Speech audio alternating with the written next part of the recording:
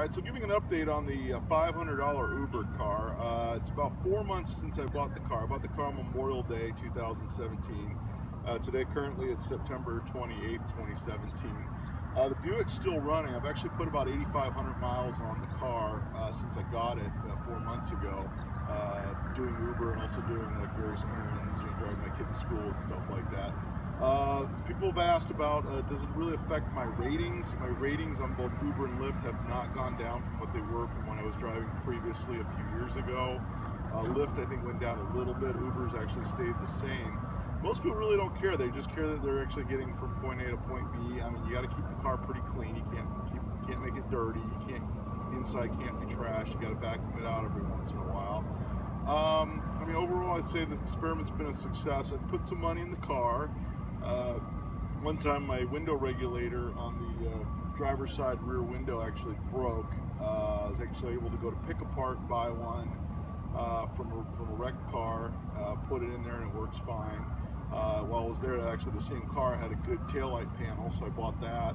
So I put a few parts on the car. I've actually just done the front tires 2 weeks ago, replaced the motor mounts, and I've done all 4 brakes. This is all, basically early on is when I did the brakes and when I did the motor mounts.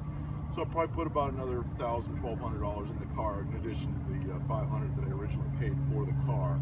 I don't know, I haven't totaled up exactly how much I've made doing Uber and Lyft, but I know I've spent a lot less than I would have if I would have went out and bought either a newer car, something I had to make payments on, or done a lease. In fact, at 8,500 miles, most leases, they only allow you about 7,500 to 10,000 miles a year on a lease. So actually in 4 months, I would have already used up the mileage that would be allotted for most leases. And really, I didn't drive like full time like a lot of people do. Driving full time, you can rack up that mileage in like a month or two. So it's overall, it's been pretty good. I don't know if I'm gonna keep doing it or not. My nephew was thinking about getting the car for me. I actually loaned it to my mother last week. She loves the car, drives great.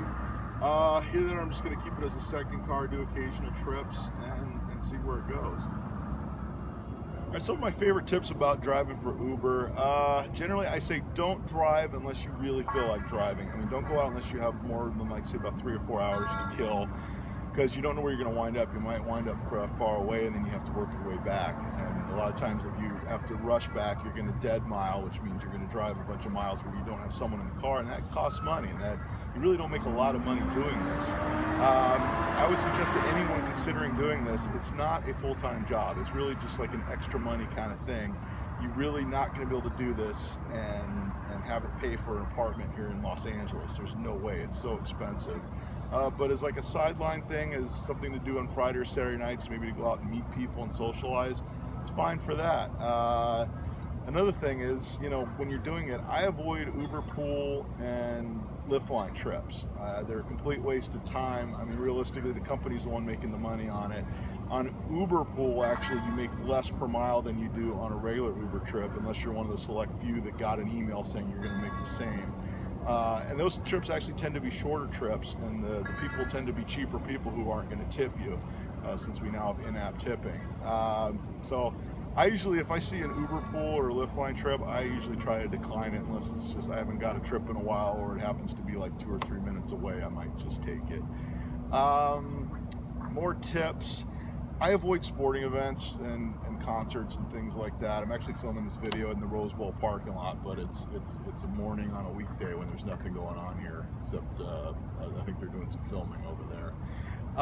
And I avoid that stuff because you get stuck in these long lines waiting to pick people up. I mean, there's people that have it down. They'll go as long as they'll turn it on, the app on, as long as it's surging to get these trips. But I don't like driving at night personally. I like early mornings. I like doing airport trips. But even then, I mean, that gets tedious. I don't do Uber as much as I used to a few years ago when, I used to drive a 2010 Volkswagen Jetta, and that car was in perfect condition.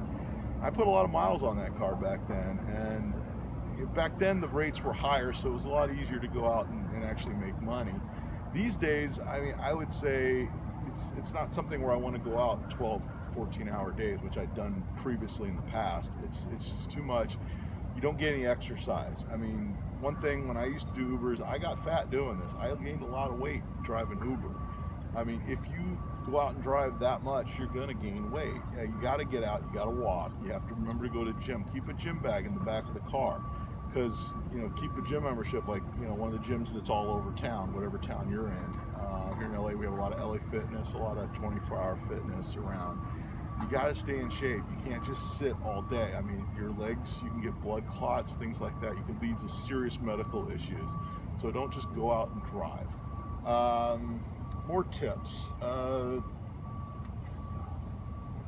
You know, I usually like to fill my tank when it gets to about half a tank. And in fact, if I know if I'm going home at night and I know in the morning I'm going to get up and drive, I'll fill up my car no matter how empty it is. Even if it's like slightly over half a tank, you know, I'll go fill the car, because, you know, you just don't want to have to deal with having to go get gas in an area where you don't know where the gas stations are. Especially some areas like downtown LA, there's not a lot of gas stations. The ones that are there tend to charge like 50 cents to $1 more than in the outlying areas. So make sure you keep your tank filled up to where you're comfortable.